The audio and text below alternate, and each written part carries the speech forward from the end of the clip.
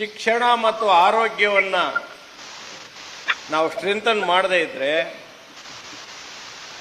ಶಿಕ್ಷಣ ಮತ್ತು ಆರೋಗ್ಯ ಡಾಕ್ಟರ್ BR ಅಂಬೇಡ್ಕರ್ ಕೊಟ್ಟಂಥ ಸಂವಿಧಾನದ ಆಶಯ. ಮತ್ತು ಶಿಕ್ಷಣಕ್ಕೆ ಒತ್ತು ಕೊಡಬೇಕಾದ್ರೆ, ಒತ್ತು ಕೊಡಲಿಲ್ಲ ಅಂತ ಹೇಳಿದರೆ, ಆರೋಗ್ಯ ಕ್ಷೇತ್ರಕ್ಕೆ ಒತ್ತು ಕೊಡಲಿಲ್ಲ ಅಂದರೆ ಈ ನಾಡಿನ ಅಭ್ಯುದಯ ಆಗುತ್ತೆ. ಈ ನಾಡಿನ ಕಟ್ಟಕಡೆಯ ಮನುಷ್ಯನ ಮಕ್ಕಳಿಗೂ ಉತ್ತಮವಾದ ಶಿಕ್ಷಣ ಸಿಗಬೇಕು ಅನ್ನೋದು ನಮ್ಮ ಸಂವಿಧಾನದ ಆಶಯ. ಈ ನಾಡಿನ ಕಟ್ಟಕಡೆಯ ಮನುಷ್ಯನಿಗೂ ಉತ್ತಮವಾದ ಆರೋಗ್ಯ ಫ್ರೀ ಕೊಡಬೇಕಾದಂಥ ಸರ್ಕಾರದ ಆದ್ಯ ಕರ್ತವ್ಯ ಇದೆ. ಇವತ್ತು ಶಿಕ್ಷಣ ಕ್ಷೇತ್ರದಲ್ಲಿ ಇನ್ನೂ ಕೂಡ 50% ಮಿಗಿಲಾಗಿ ಶಿಕ್ಷಕರ ಕೊರತೆ ಎದ್ದು ಕಾಣುತ್ತೆ. How do you get quality of education when there is acute shortage of faculties giving faculties to our children, our schools, from primary to degree? 50% ಶಿಕ್ಷಕರ ಕೊರತೆ ಎದ್ದು ಕಾಣ್ತಾ ಇದೆ. ಇವತ್ತು ನೋಡಿ, ನೆನ್ನೆಗಳು 7 ತಿಂಗಳಾದರೂ ಅತಿ ಶಿಕ್ಷಕರಿಗೆಲ್ಲ ವೇತನ. ಟುಡೇಸ್ ಪೇಪರ್ ಎಲ್ಲಿದ್ದೇವೆ ನಾವು? ನಂದಲ್ಲ, ಕೇಳಿ, ನಿಮ್ಮ ಇರ್ತಕ್ಕಂಥ ಆಡಳಿತ ಪಕ್ಷದ ಶಾಸಕರನ್ನೇ ಕೇಳಿ ಅವ್ರ ಪರಿಸ್ಥಿತಿ ಏನಿದೆ ಅಂತ. ಅನೇಕ ಶಿಕ್ಷಕರು, ಅತಿಥಿ ಶಿಕ್ಷಕರು ಇವತ್ತು ಕೂಡ ಅರ್ಜಿ ಕೊಡ್ತಾ ಇದ್ದಾರೆ. 7 ತಿಂಗಳಾದರೂ ಅತಿಥಿ ಶಿಕ್ಷಕರಿಗೆ ಇವತ್ತವರೆಗೂ ಶಿಕ್ಷಣ ವೇತನ ಇಲ್ಲ ಅಂತ ಹೇಳಿದ್ರೆ ಅವ್ರ ಪರಿಸ್ಥಿತಿ ಏನಿದೆ? ಬಕ್ಕ ಪಕ್ಷಿ ಅಂತ ಕಾಯ್ತಾ ಇರ್ತಾರೆ ತಿಂಗಳ ಸಂಬಳ ಕಾಯ್ದೆ ಇರ್ತಕ್ಕಂಥ ಅನೇಕ ಡಿಪಾರ್ಟ್ಮೆಂಟ್ಗಳು ಬೇರೆ ಇದೆ, ಅದು ಬೇರೆ ಪ್ರಶ್ನೆ.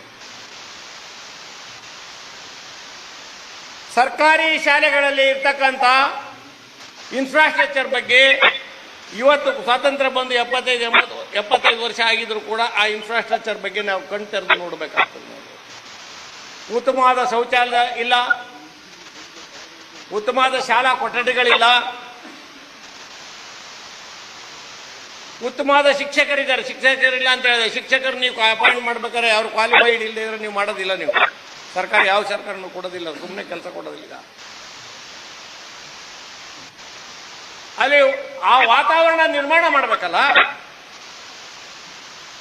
ನೆನ್ನೆ ವಿಷಯ ಬಂದಿತ್ತು ಸ್ಪೋರ್ಟ್ಸ್ ಆಕ್ಟಿವಿಟೀಸ್ ಬಗ್ಗೆ, ಪ್ರತಿಭಾ ಕಾರಂಜಿ ಬಗ್ಗೆ ಬಂದಿತ್ತು. ಆ ಪ್ರತಿಭಾ ಕಾರಂಜಿಯನ್ನು ಅದಕ್ಕೋಸ್ಕರ ಗೋವಿಂದೇಗೌಡರು ಆ ಕಾಲದಲ್ಲಿ ಇಂಟ್ರೊಡ್ಯೂಸ್ ಮಾಡಿದರು. ಯಾವ ಮಕ್ಕಳಿಗೆ ಯಾವುದರಲ್ಲಿ ಆಸಕ್ತಿ ಇದೆ, ಆ ಆಸಕ್ತಿ ಇರ್ತಕ್ಕಂಥ ಸಾಹಿತ್ಯ ಕ್ಷೇತ್ರ ಇರ್ಬೋದು, ಸ್ಪೋರ್ಟ್ಸ್ ಆಕ್ಟಿವಿಟೀಸ್ ಇರ್ಬೋದು, ಬೇರೆ ಬೇರೆ ವಿಚಾರಗಳಲ್ಲಿ ಸಂಗೀತ ಇರ್ಬೋದು, ಬೇರೆ ಬೇರೆ ವಿಚಾರಗಳಲ್ಲಿ ಆ ಮಕ್ಕಳಿಗೆ ಯಾವುದರಲ್ಲಿ ಆಸಕ್ತಿ ಇದೆ, ಆಸಕ್ತಿಯಲ್ಲಿ ಕೊಂಡೊಯ್ತಕ್ಕಂಥ ಒಂದು ನಮ್ಮ ಮಕ್ಕಳಿಗೆ, ಹಳ್ಳಿಗಾಡಿನ ಮಕ್ಕಳಿಗೆ ಪ್ರತಿಭಾ ಕಾರಂಜಿಯನ್ನು ಏರ್ಪಡಿಸಿರ್ತಕ್ಕಂಥದ್ದು. ನಾನು ನೆನ್ನೆ ಹೇಳಿದೆ, ಪ್ರೈಮರಿ ಶಾಲೆಗಳಲ್ಲಿ ನಾವು ಓದುವಾಗ ಕ್ರಾಫ್ಟ್ ಟೀಚರ್ ಇದ್ದರು, ಸಂಗೀತ ಟೀಚರ್ ಇದ್ದರು, PE ಟೀಚರ್ ಇದ್ದರು.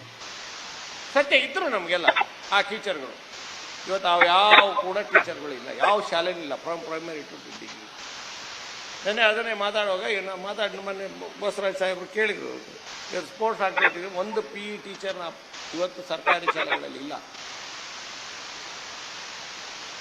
ನಾನು ನಿಮ್ಮ ಇದೇ ಗೌರ್ಮೆಂಟ್ ಕಾರಣ ಅಂತಲೂ ಹೇಳಲ್ಲ. ನಾನು ಹಿಂದಿನ ಅನೇಕ ವರ್ಷಗಳಿಂದ ನಡೆದು ಬಂದಂಥ ಸಂದರ್ಭದಲ್ಲಿ ಎಲ್ಲ ಸರ್ಕಾರಗಳು ಇದರಲ್ಲಿ ಇದ್ದಾವೆ. ಆದರೆ ಇವತ್ತು ಲೈಮ್ಲೈಟ್ ಇರ್ತಕ್ಕಂಥ ಸಂದರ್ಭ ನೀವು ಆ ಕೆಲಸ ಮಾಡಬೇಕಲ್ಲ.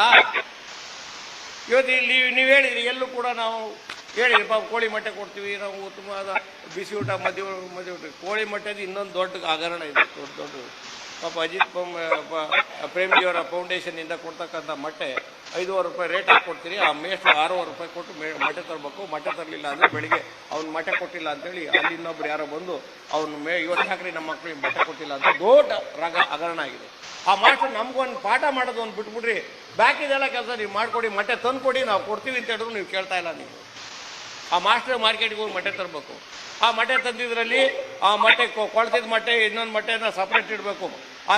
ಆಗಿದ್ದಾಗ ಅದಕ್ಕೇನು ಮಾಡಿದ್ರು, ನಾವು ತಂದದ್ದು ಅನೇಕ ಕೊಳ್ತಾವು ಮತ್ತು ಬೇರೆ ಬೇರೆ ಇದು ಮೊಟ್ಟೆಗಳಿಗೆಲ್ಲ ತೊಂದರೆ ಆಗಿದೆ, ಅದಕ್ಕೆ 5 ದಿವಸ ಮೊಟ್ಟೆ ತಂದು 4 ದಿವಸ ನಾವು ಕೊಡ್ತೀವಿ ಅಂತ ಹೇಳಿದ್ರು. ಅದನ್ನೂ ಕೇಳಲ್ಲ ನೀವು. ಆ ರೇಟ್ ವ್ಯತ್ಯಾಸ ಆದರೂ ಅವರೇ ಕಟ್ಟಬೇಕು ಸಂಬಳದಲ್ಲಿ. ಇದು ವಸ್ತು ಸ್ಥಿತಿ ಅಧ್ಯಕ್ಷರೇ. ಸತ್ಯ ಅವ್ರು ಸಂಬಳದಲ್ಲಿ ಕಟ್ಟಿದ್ದಾರೆ.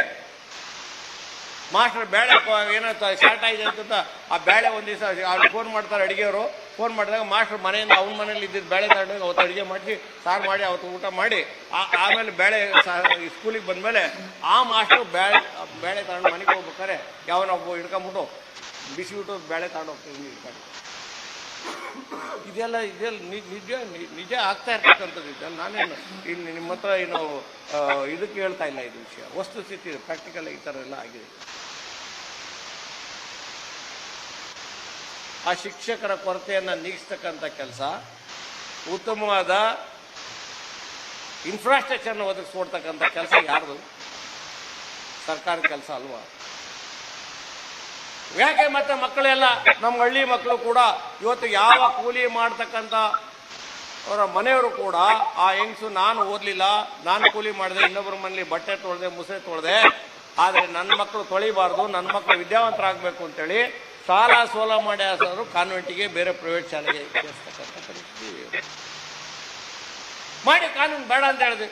ಸರ್ಕಾರಿ ಶಾಲೆಗಳಲ್ಲಿ ನಮ್ಮ ಶಾಸಕರ ಮಕ್ಕಳಿಂದ ಹಿಡಿದು ಸರ್ಕಾರಿ ನೌಕರರ ಎಲ್ಲ ಮಕ್ಕಳು ಕೂಡ ಸರ್ಕಾರಿ ಶಾಲೆಗಳಲ್ಲಿ ಓದಬೇಕು ಅಂತ ಮಾಡಿ ಅಲ್ಲಿ ಉತ್ತಮವಾದ ಇನ್ಫ್ರಾಸ್ಟ್ರಕ್ಚರ್ ಕೊಡಿ. ಯಾಕೆ ಸರ್ಕಾರಿ ಶಾಲೆಗಳು ಒಳ್ಳೆಯದಾಗೋದಿಲ್ಲ?